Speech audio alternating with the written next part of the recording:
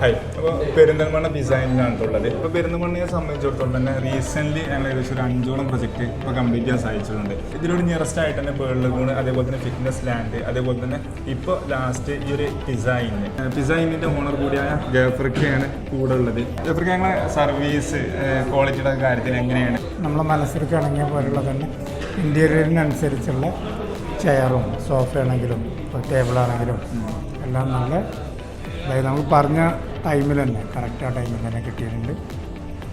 Quality ഫിനിഷിങ്ങിൻ്റെ കാര്യത്തിലൊക്കെ ഹാപ്പിയാണ്. ഹാപ്പിയാണ്.